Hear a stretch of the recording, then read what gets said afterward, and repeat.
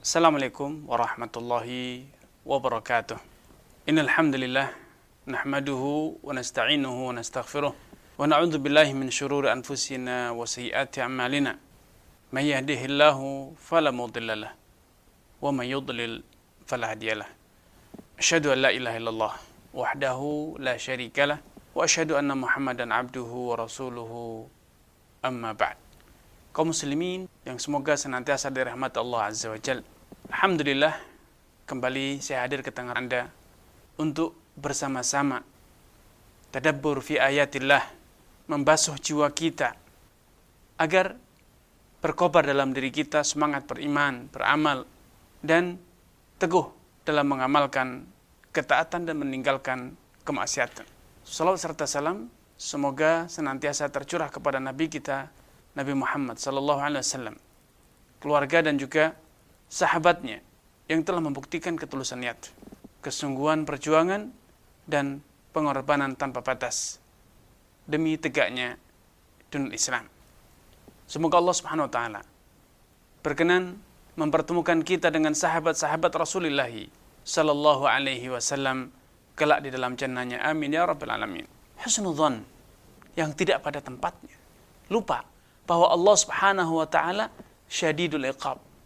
Lupa bahwa Allah Subhanahu wa taala di dunia telah menetapkan satu syariat bahwa mencuri 1/4 dinar yang nilainya itu kira-kira hanya 3 dirham. Kalau dikuruskan dalam rupiah, ya, 1 dinar itu 4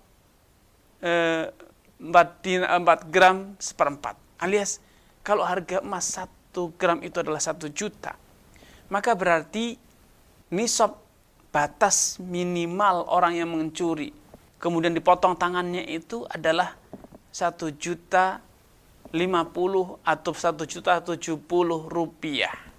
Kecil.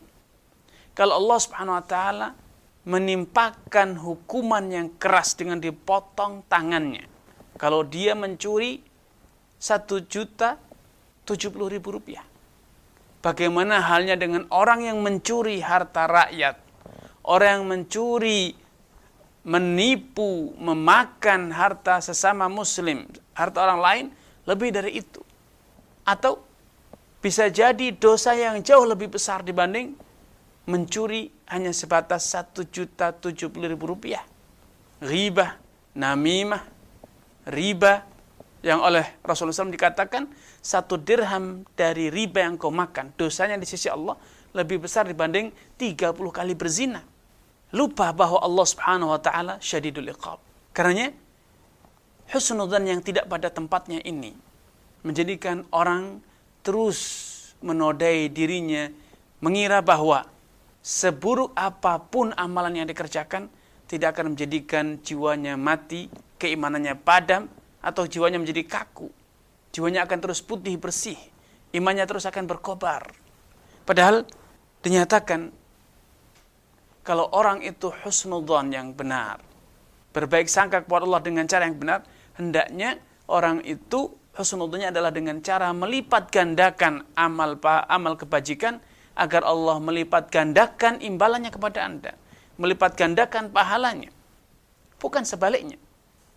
Di dalam urusan dunia, kalau Anda husnudzan dengan prospek bisnis yang ada, niscaya Anda akan jor-joran untuk berinvestasi, bekerja, berdagang dengan asumsi, dengan husnudzan bahwa Anda akan segera menguruk keuntungan yang besar.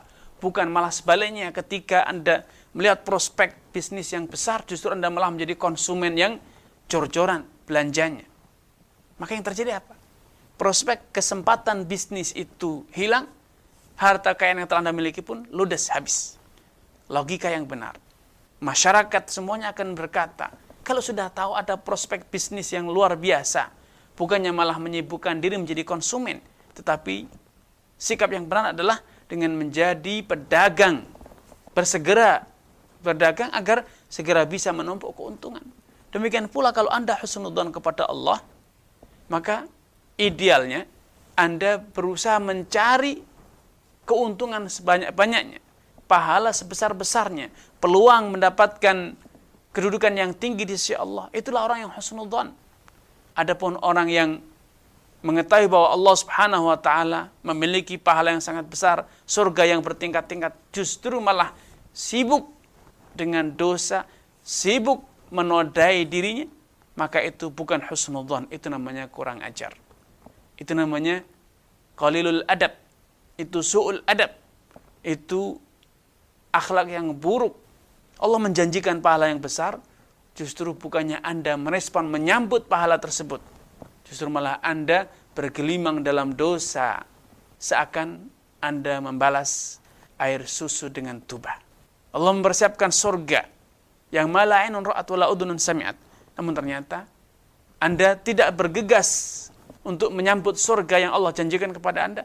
Justru Anda malah terus bergelimang dalam dosa, bergelimang dalam dosa. Itu adalah orang yang su'udzan, bukan husnudzan. Karena itu, ikhwatul iman, simak penuturan salah seorang sahabat menceritakan bagaimana husnudzan Rasulullah SAW.